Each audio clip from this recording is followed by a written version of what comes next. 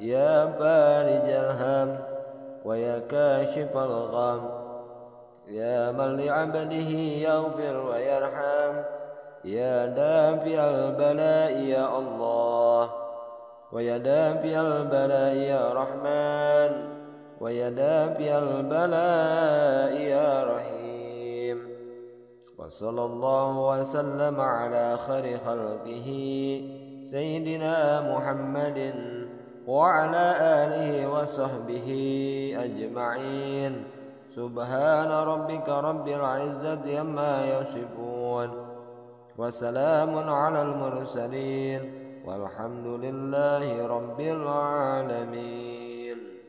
Pemkab gelar doa bersama tolak bala. Pemerintah Kabupaten Aceh Tenggara menggelar wirid Yasin dan doa bersama di Masjid Agung At-Taqwa, Kamis 23 November 2023 malam. Kegiatan ini digelar sebagai salah satu upaya memohon perlindungan dari segala bahaya dan bencana alam. Dimulai dengan sholat maghrib berjamaah, wirid Yasin hingga doa bersama.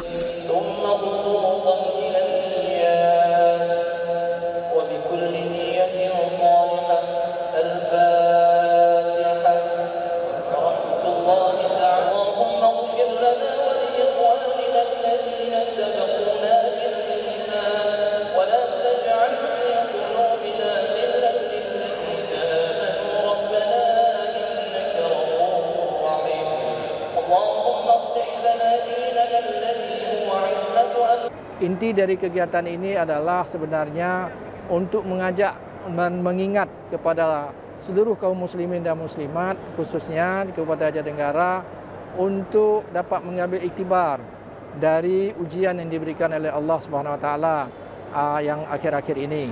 Tentu kalau kita dapat mengambil iktibar sehingga kita terus dapat memperbaiki diri, terutama perilaku kita. Tentu kita ada hal-hal yang selama ini mungkin perlu kita perbaiki, kita mohon ampun kepada Allah sekaligus dengan melakukan amar ma'ruf nahi munkar. Dihadiri oleh penjabat Bupati Aceh Tenggara, Porkopimda, PLT Sekretaris Daerah, pimpinan OPD dan staf.